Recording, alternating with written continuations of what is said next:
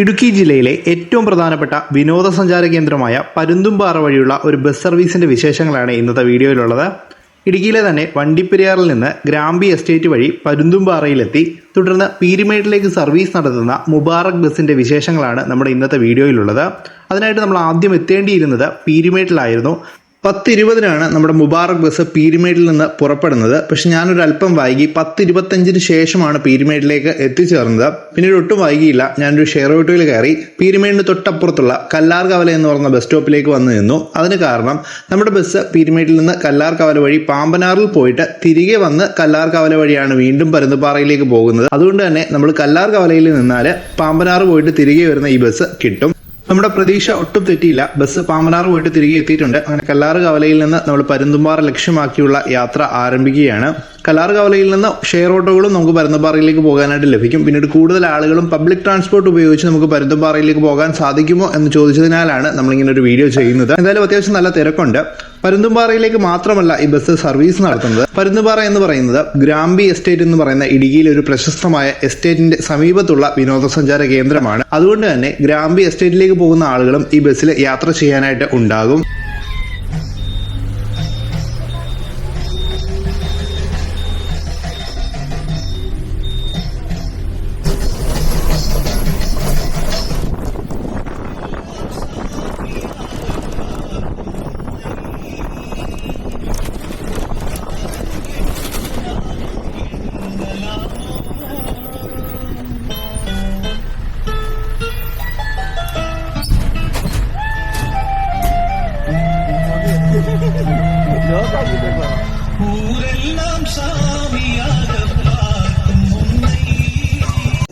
ഒരുപാട് കാലമായി പരുന്തുംപാറയിലേക്ക് പോയിട്ട്. പണ്ടിവിടെ കോളേജിൽ പഠിക്കുന്ന സമയത്ത് മിക്ക സൺഡേകളിലും വന്നിരുന്നു. ഇപ്പോൾ പരുന്തുംപാറ ആകെ മാറിയിട്ടുണ്ട്. പണ്ട് വാഗമണ്ണൊക്കെ ഫേമസ് ആയിരുന്ന ഒരു സമയത്ത് ആരും പരുന്തുംപാറയെ കുറിച്ച് അറിഞ്ഞിരുന്നില്ല. പക്ഷെ ഇപ്പോൾ ഇടുക്കി യാത്ര നടത്തുന്ന, അതായത് നമ്മുടെ ഈ വാഗമൺ സൈഡിലേക്ക് വരുന്ന മിക്ക ആളുകളും പരുന്തുംപാറ സന്ദർശിച്ചതിന് ശേഷം മാത്രമേ മടങ്ങാറുള്ളൂ. പ്രത്യേകിച്ച് അതിരാവിലെയും വൈകുന്നേരവും ഒക്കെ പരുന്തുംപാറ സന്ദർശിച്ചാൽ നമുക്ക് മനോഹരമായ ഒരു അനുഭവമാണ് കിട്ടുന്നത്. നല്ല തണുപ്പായിരിക്കും മിക്ക സമയത്തും. പിന്നീട് കോട നിറഞ്ഞ ഒരു അന്തരീക്ഷം പരുന്തുംപാറയുടെ ഒരു പ്രത്യേകതയാണ്. പിന്നീട് ഗവി പാക്കേജിലുള്ള പരുന്തുംപാറ ഉൾപ്പെടുത്തിയിട്ടാണ് ഇപ്പോൾ മടങ്ങി പോകാറുള്ളത്. KSRTC ഒക്കെ പ്രത്യേക പാക്കേജുകളാണ് പരുന്തുംപാറയിലേക്ക് നടത്തുന്നത്.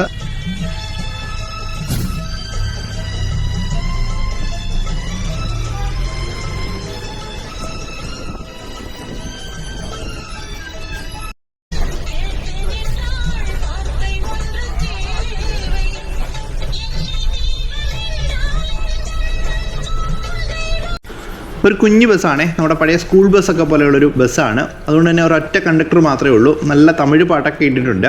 വളരെ കുറച്ച് കാലം മാത്രമേ ഈ ഒരു സർവീസ് ആരംഭിച്ചിട്ട് ആകുന്നുള്ളൂ. നമ്മുടെ വണ്ടിപ്പെരിയാർ ആസ്ഥാനമായിട്ടുള്ള മുബാറക് എന്ന് പറയുന്ന ബസ് ഗ്രൂപ്പിൻ്റെയാണ് ഈ ബസ്. മുബാറക്കുകാർക്ക് നമ്മുടെ വണ്ടിപ്പെരിയാറിലും പരിസര പ്രദേശങ്ങളിലുമായിട്ട് ഒരുപാട് പെർമിറ്റുകളുണ്ട്. അതിലൊന്നാണിത്. പിന്നീട് ഇതിൻ്റെ ഫുൾ റൂട്ട് ഞാൻ പറഞ്ഞില്ലല്ലോ. പീരുമേട്ടിൽ എത്തിയിട്ട് നമുക്ക് യാത്ര തുടങ്ങാമെന്നാണ് ഞാൻ പറഞ്ഞത്. പീരുമേട്ടിൽ നിന്നല്ല ശരിക്കും ഈ ബസ് സർവീസ് ആരംഭിക്കുന്നത്.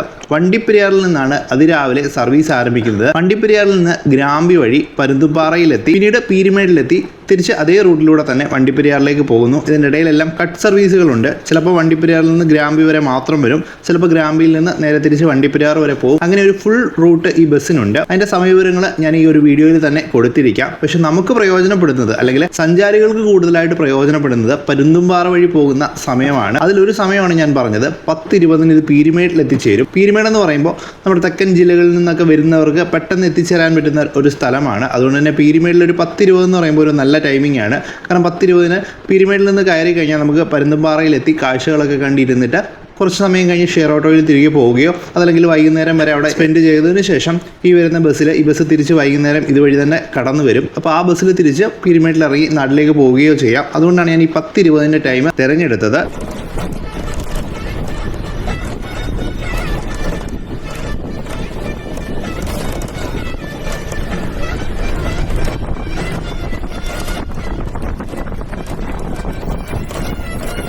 അങ്ങനെ പരുന്തുംപാറയിലെ ചെക്ക് പോസ്റ്റൊക്കെ കടന്ന് നമ്മൾ പരുന്തുംപാറ മൊട്ടക്കുന്നുകളിലേക്ക് പ്രവേശിക്കുകയാണ്. അപ്പോൾ നമുക്ക് രണ്ട് വശത്തും പരുന്തുംപാറയുടെ മൊട്ടക്കുന്നുകൾ കാണാം.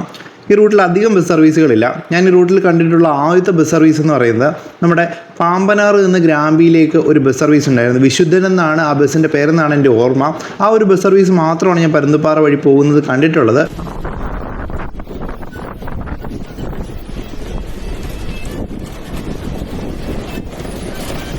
വേനൽക്കാലം ആയതുകൊണ്ട് തന്നെ ഒരു വരണ്ട കാലാവസ്ഥയാണ് ഈ പരുന്തുംപാറയിൽ. വലിയ പച്ചപ്പൊന്നും കാണാനില്ല. പിന്നീടുള്ളത് നമ്മുടെ മൊട്ടക്കുന്നിൻ്റെ സൈഡിലായിട്ടൊക്കെ ചെറിയ പച്ചപ്പുകളാണ്.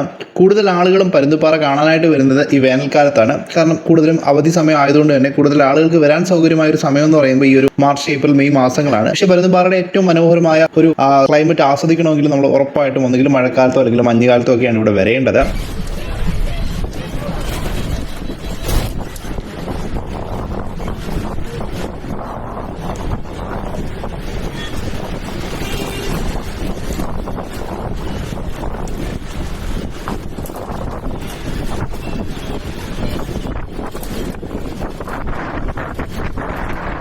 പുറത്ത് കത്തുന്ന വെയിലാണെങ്കിലും നമ്മുടെ വണ്ടിക്കകത്തേക്ക് ചെറിയൊരു തണുത്ത കാറ്റ് അടിച്ചു കയറുന്നുണ്ട്. അതാണ് നമ്മുടെ ഇടുക്കിയുടെയും വയനാടിൻ്റെയൊക്കെ ഒരു ഗ്യാരണ്ടി എന്ന് പറയുന്നത്. വേനൽക്കാലത്തായാലും നമ്മൾ അവിടേക്ക് ചെന്ന് കഴിഞ്ഞ് കഴിഞ്ഞാൽ നമ്മളിപ്പം വെയിലത്തിറങ്ങി നിൽക്കണമെന്നല്ല പറയുന്നത്. ഏതെങ്കിലും ഒരു ഷെയ്ഡിനകത്ത് നമ്മൾ നിൽക്കുകയാണെങ്കിൽ, ഒരു തണലത്ത് മാറി നിൽക്കുകയാണെങ്കിൽ നമുക്ക് എവിടെന്നെങ്കിലുമൊക്കെ ഒരു ചെറിയ തണുത്ത കാറ്റ് നമ്മുടെ ദേഹത്തേക്ക് വന്ന് അടിക്കും. അപ്പോൾ നമുക്ക് ചൂടിൽ നിന്നൊക്കെ ഒരു ആശ്വാസം കിട്ടും. അതാണ് ഇടുക്കിയുടെയും വയനാടിൻ്റെയൊക്കെ ഒരു ഗ്യാരണ്ടി. വേനൽക്കാലത്ത് കൂടുതലായിട്ടും ആളുകൾ അവിടേക്ക് പോകാൻ തിരഞ്ഞെടുക്കുന്നതിന് കാരണവും അതുതന്നെയാണ്.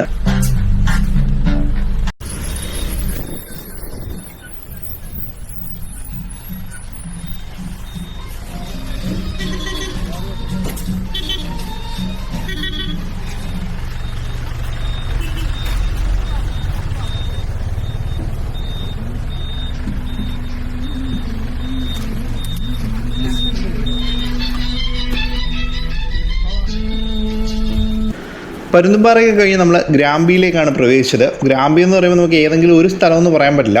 ഒരുപാട് സ്ഥലങ്ങളുണ്ട്. അതായത് ഈ ഗ്രാമ്പി എസ്റ്റേറ്റിൻ്റെ പല ഭാഗത്തായിട്ടാണ് തൊഴിലാളികൾ താമസിക്കുന്നത്. നമ്മുടെ ഈ ഒരു തേയിലത്തോട്ടത്തിലൊക്കെ പണിയെടുക്കാനായിട്ട് ഒരുപാട് തമിഴ് വംശജരായ തൊഴിലാളികൾ താമസിക്കുന്ന ഒരു പ്രദേശമാണ് ഗ്രാമ്പി എന്ന് പറയുന്നത്. അപ്പോൾ നമ്മൾ ഈ കടന്നു പോകുന്ന പല സ്ഥലങ്ങളും ഗ്രാമ്പിയുടെ ഭാഗമാണ്. നമ്മൾ ആദ്യം കാണുന്ന പരുന്തുംപാറ കഴിഞ്ഞ് വരുന്നൊരു ഭാഗമുണ്ട്. അവിടെ കുറച്ചധികം ആളുകളുണ്ട്. അവിടെ ചെറിയ പള്ളിയൊക്കെ ഉണ്ട്. അതുകൂടാതെ നമ്മൾ ഈ വരുന്ന വഴിയെല്ലാം ഗ്രാമ്പിയാണ്. ഈ റൂട്ടിലെ കാഴ്ചകൾക്ക് ഒരു പ്രത്യേക ഭംഗിയാണ്. മിക്ക ആളുകളും ഇതുവഴിയാണ് പരുന്തുംപാറയിൽ വന്നിട്ട് മടങ്ങി പോകുന്നത്. കാരണം വണ്ടിപ്പെരിയാർ ഭാഗത്തേക്ക് പോകാനുള്ള ഒരു എളുപ്പവഴിയും കൂടിയാണ് ഈ ഗ്രാമ്പി വഴിയുള്ള വഴി. പിന്നീട് ചില ആളുകൾ പരുന്തുംപാറയിൽ വന്നിട്ട് തിരികെ പോകും. അങ്ങനെയുള്ള ആളുകൾ പ്രൈവറ്റ് വെഹിക്കിളിലാണ് വരുന്നതെങ്കിൽ ഉറപ്പായിട്ട് ഈ ഒരു റൂട്ടിൽ വന്നിട്ട് പോകണം. അപ്പോൾ നല്ല റോഡുകളാണെല്ലാം. മുൻപ് പൊട്ടിപ്പൊളിഞ്ഞ് കിടന്നിരുന്ന റോഡുകളായിരുന്നു. ഞാൻ മുമ്പ് ഇതുവഴി വന്നിട്ടുണ്ട്. പക്ഷേ ഇപ്പോൾ നല്ല റോഡുകളാണ്. അതുകൊണ്ട് തന്നെ പരുന്തുംപാറയിൽ വരുന്ന ആളുകൾ നേരെ ഗ്രാമ്പി എസ്റ്റേറ്റ് വഴി നമ്മുടെ വണ്ടിപ്പെരിയാറിൽ ഇറങ്ങി തിരികെ നാട്ടിലേക്ക് പോകാനായിട്ട് ശ്രദ്ധിക്കുക. നല്ല കാഴ്ചകളാണ്. ഞാൻ ഈ കാണുന്ന പോലെയുള്ള കാഴ്ചകൾ മാത്രമല്ല, നിങ്ങൾക്ക് വണ്ടി നിർത്തി അകത്തേക്കൊക്കെ പോയി കാണാൻ കഴിയുന്ന ഒരുപാട് കാഴ്ചകൾ നമ്മുടെ ഈ ഒരു റൂട്ടിലുണ്ട്.